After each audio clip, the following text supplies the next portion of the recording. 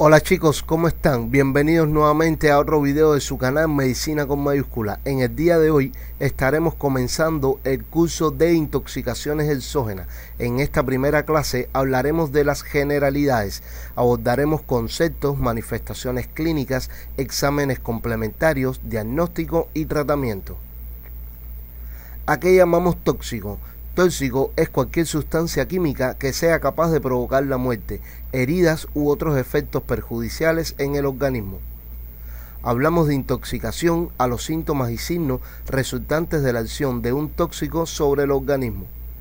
E intoxicación aguda cuando aparecen síntomas clínicos tras una exposición reciente a una dosis potencialmente tóxica de una sustancia química.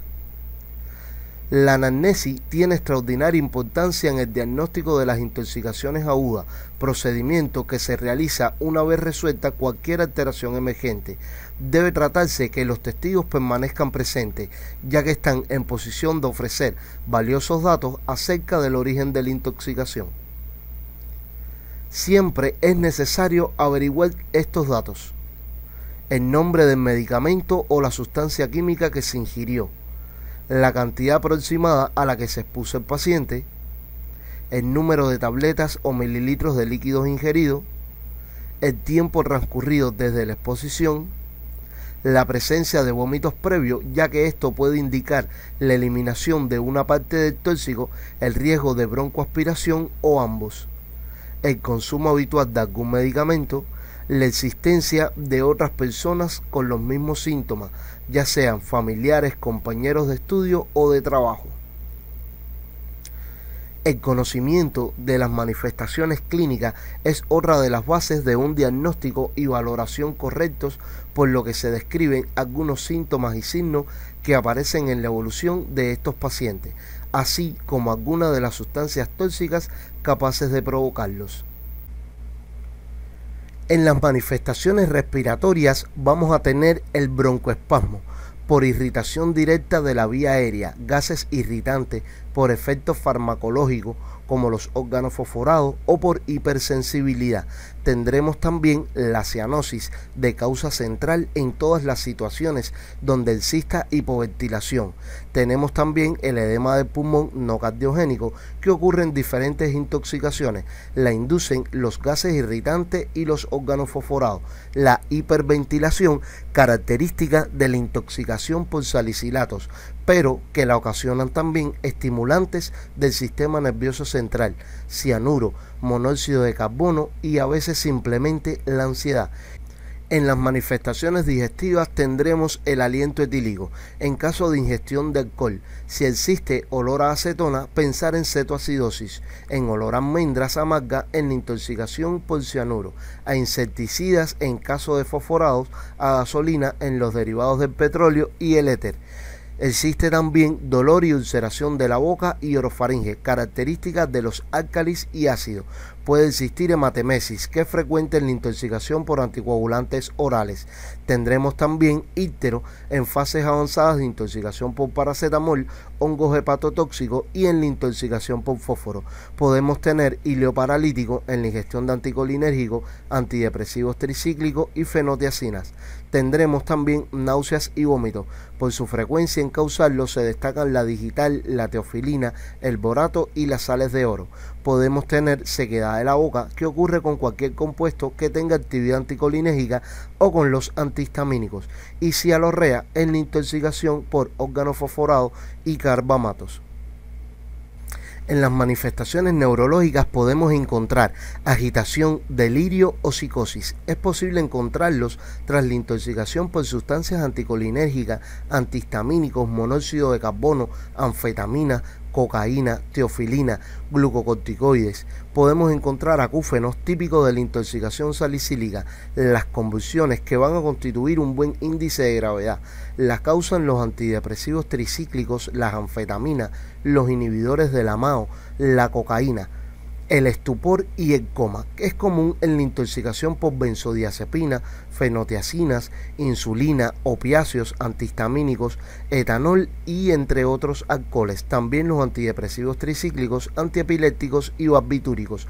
Podemos tener inestabilidad y mareos que se presentan tras la ingestión de depresores del sistema nervioso central y reacciones distónicas.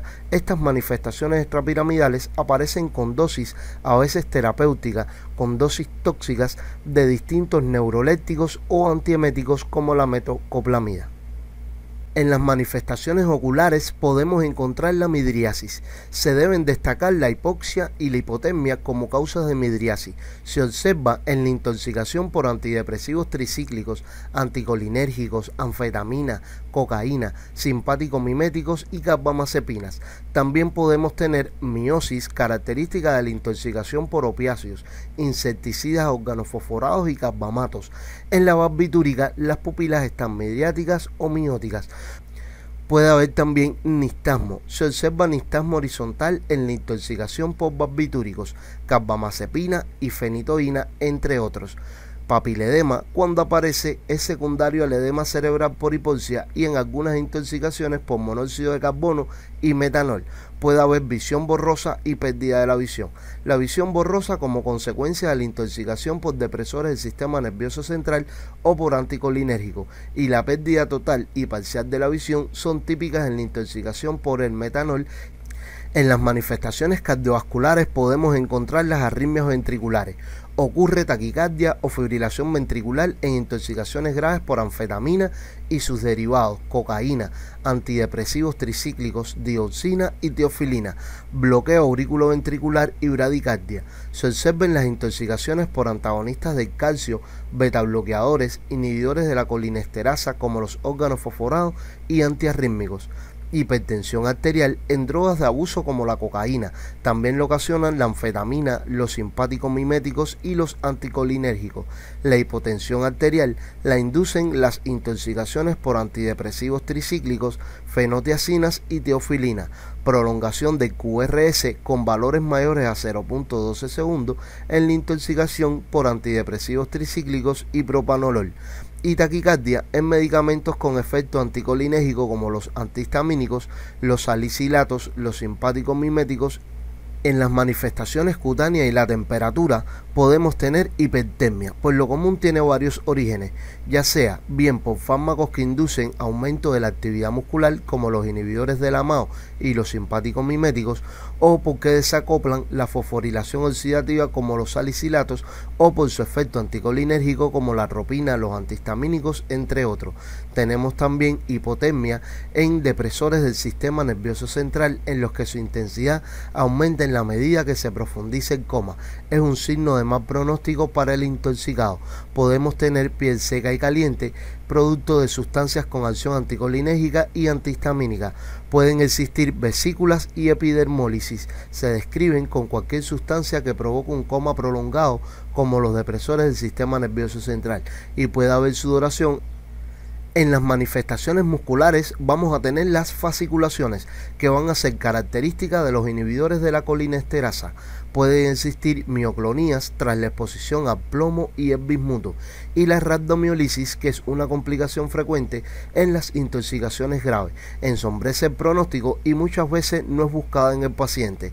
Esta se va a deber a una necrosis muscular de origen multifactorial, comas prolongados sobre superficies duras, convulsiones, rigidez e hiperactividad muscular, y se ha descrito con cierta frecuencia en las intoxicaciones por heroína, cocaína, anfetaminas.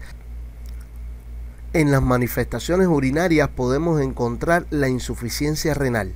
Esta se encuentra en algunas intoxicaciones agudas como consecuencia de un efecto tóxico directo, como pueden ser los metales pesados, también por la rhabdomiólisis, la hemólisis o el shock.